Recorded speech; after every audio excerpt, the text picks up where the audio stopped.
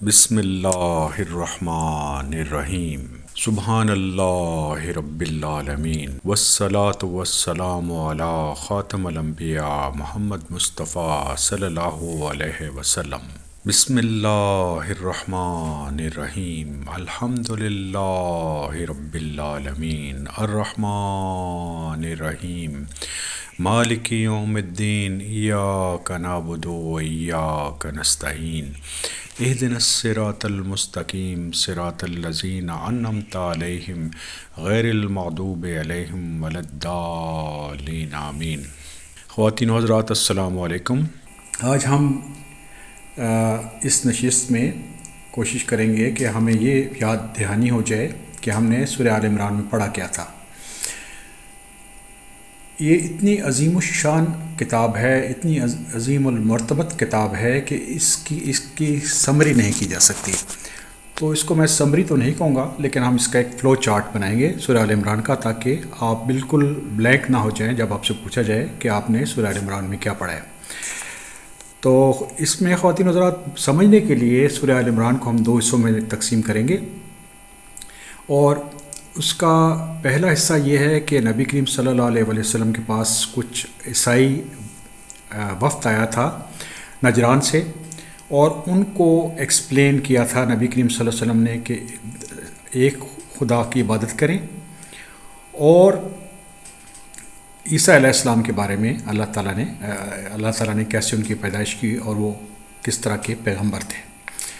دوسرا حصہ جو ہے سورہ آل عمران کا وہ غزوہ احد سے ڈیل کرتا ہے، کہ اس میں اللہ تعالیٰ نے فرمایا ہے کہ اللہ تعالیٰ نے غزوہ بدر میں لوگوں کو، مسلمانوں کی مدد کی، اور شکست کیوں ہوئی مسلمس کو، اور شکست کے بعد کیا کرنا چاہیے۔ تو پہلے حصے کی طرف ہم آتے ہیں۔ یہاں پہ سورہ آل عمران سٹارٹ ہوتی ہے الف لام میم اللہ لا الہ الا هو الحی القیوم۔ اللہ تعالیٰ کی وحدانیت کے بارے میں بتایا گیا ہے، اور بتایا گیا ہے کہ اللہ تعالیٰ نے قرآن اور تورات اور انجیل کو اللہ تعالیٰ نے نازل فرمایا،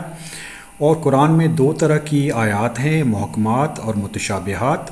محکمات جو ہیں وہ اصل وزڈم ہیں، اور متشابہات جو ہیں ملتی جلتی آیات ہیں جن کا ایکچول علم صرف اور صرف اللہ تعالیٰ کو ہی ہے کہ اس کا کیا مطلب ہے۔ اس کے بعد یہ بتایا گیا ہے کہ جو کفار کے بچے اور ان کی اولاد ہے وہ ان کی یوم آخرت میں کسی قسم کی مدد نہ کر سکیں گے، اور اللہ تعالیٰ نے یہ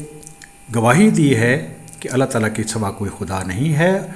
اور فرشتوں نے بھی اور علم والے لوگوں نے بھی۔ اور اللہ تعالیٰ کا ارشاد ہے سورہ آل عمران کی 18 آیت پہ، لا الہ الا هو العزیز الحکیم۔ تو اس کے بعد اللہ تعالیٰ نے فرمایا کہ اسلام ہی وہ ریلیجن ہے جو اللہ تعالیٰ کی طرف سے ہے۔ تو جو آدمی اس سبمیشن سے، اللہ تعالیٰ کی سبمیشن سے منہ پھیرے گا، اس کو سخت عذاب ملے گا۔ اللہ تعالیٰ نے ارشاد فرمایا ہے کہ اللہ تعالیٰ نے چن لیا آدم علیہ السلام کو، نوح علیہ السلام کو، ابراہیم علیہ السلام کی اولاد کو، اور آل عمران کو۔ اور جب آل عمران کی مسز جو تھیں وہ پریگننٹ تھیں، تو انہوں نے اللہ تعالیٰ سے یہ دعا کی کہ جو بھی میرا بچہ ہے وہ میں آپ کے نام پر ڈیڈیکیٹ کروں گی۔ جب ان کے ہاں مریم علیہ السلام کی ولادت ہوئی تو ذکر علیہ السلام نے ان کی اپ برنگنگ کا چارج سنبھال لیا۔ جب بھی وہ ان کے محراب، ان کے کمرے میں جاتے تھے، ان کے سینکچری میں جاتے تھے، تو وہاں پہ ان کو فروٹس ملتے تھے، اور وہ مریم علیہ السلام سے پوچھتے تھے کہ یہ کہاں سے آئے ہیں، تو مریم علیہ السلام فرماتی تھیں کہ یہ اللہ تعالیٰ کی طرف سے آئے ہیں۔ اس لیے اس معجزے کو دیکھ کر ذکر علیہ السلام نے وہیں پہ اللہ تعالیٰ سے دعا کی کہ انہیں بھی ایک اولاد عطا کی جائے۔ تو جو فرشتے تھے انہوں نے یا علیہ السلام کے بارے میں ان کو بشارت دی، اور ذکر علیہ السلام نے کہا کہ میں بوڑھا ہو چکا ہوں، اور میری مسز بھی بیرن ہو چکی ہے، بالکل بانچ ہو چکی ہیں، تو اب ہماری اولاد کیسے ہوگی؟ تو جو فرشتے تھے انہوں نے کہا کہ اللہ تعالیٰ جب چاہتے ہیں تو وہ کام ہو جاتا ہے۔ ذکر علیہ السلام نے ایک آیت طلب کی، تو ان کو بتایا گیا وہ 3 دن تک لوگوں سے بات نہیں کر سکیں گے سوائے اشارے کی صورت میں، اور صبح اور شام اللہ تعالیٰ کی حمد و ثنا کریں۔ اس کے بعد جو فرشتے تھے انہوں نے مریم علیہ السلام کو عیسیٰ علیہ السلام کی پیدائش کے بارے میں بتایا تو مریم علیہ السلام نے فرمایا کہ میرے یہاں ولادت کیسے ہو سکتی ہے جبکہ مجھے کسی بشر نے چھوا تک نہیں ہے؟ تو فرشتوں نے ان کو جواب دیا کہ اللہ تعالیٰ جب چاہتے ہیں کسی کام کا تو وہ اس کو کہتے ہیں کن، اور وہ ہو جاتا ہے، کن فیکون، یعنی جب اللہ تعالیٰ کا حکم ہوتا ہے تو وہ کام ہو جاتا ہے۔ تو اللہ تعالیٰ نے عیسیٰ علیہ السلام کو تورات اور انجیل کا علم عطا فرمایا اور بہت سے معجزات عطا فرمائے، جس میں سے ایک تو یہ تھا کہ وہ مٹی کے پرندے میں پھونک مارتے تھے اور اللہ تعالیٰ کے حکم سے وہ زندہ ہو جاتا تھا، اور اندھے اور کوڑی کو وہ ٹھیک کر دیتے تھے، اور مردوں کو زندہ کر دیتے تھے اللہ تعالیٰ کے حکم سے، اور لوگوں کو بتا دیتے تھے کہ وہ کیا کھا کے ہیں اور کیا ان کے گھر میں موجود ہے۔ جب عیسیٰ علیہ السلام نے ان کے اپنی قوم کے کفر کو دیکھا تو انہوں نے پوچھا کہ کون ہے جو میری مدد کرے گا؟ تو جو حواری تھے انہوں نے ان سے وعدہ کیا کہ ہم آپ کی مدد کریں گے کافروں کے خلاف۔ تو عیسیٰ علیہ السلام کی مثال ایسے ہی ہے جیسے کہ آدم علیہ السلام کی تھی، اور جو عیسائی نجران سے وفد کی صورت میں نبی کریم صلی اللہ علیہ وسلم کے پاس آئے تھے، ان کو یہ نبی کریم صلی اللہ علیہ وسلم نے انویٹیشن دی کہ آپ بھی ہم اس کامن چیز پہ آ جائیں جو ہمارے درمیان کامن ہے، اور وہ ہے کہ ہم ایک الہ کی عبادت کریں۔ جب انہوں نے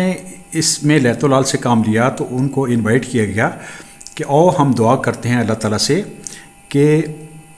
جو جھوٹا ہے اس پر اللہ تعالیٰ کی لعنت ہو، لیکن وہ اس چیلنج سے بھاگ گئے اور انہوں نے اس چیلنج کو قبول نہیں کیا۔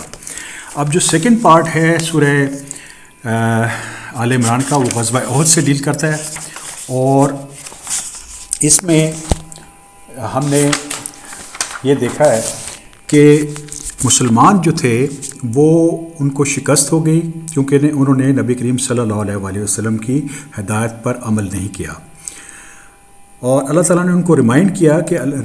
میں نے تمہاری مدد کی تھی بدر میں، اور جب ان کو شکست ہو گئی تو اللہ تعالیٰ نے ان کو تسلی کے لیے کہا کہ تم ہی بہتر ہو، تم ہی اعلیٰ ہو اگر تم سچے ایمان والے ہو تو۔ اگر تمہیں تکلیف ہوئی ہے احد میں تو اس سے پہلے کفار کو بدر میں تکلیف ہو چکی ہے، اور اس طریقے سے ہم دن تبدیل کر دیتے ہیں لوگوں کے درمیان تاکہ اللہ تعالیٰ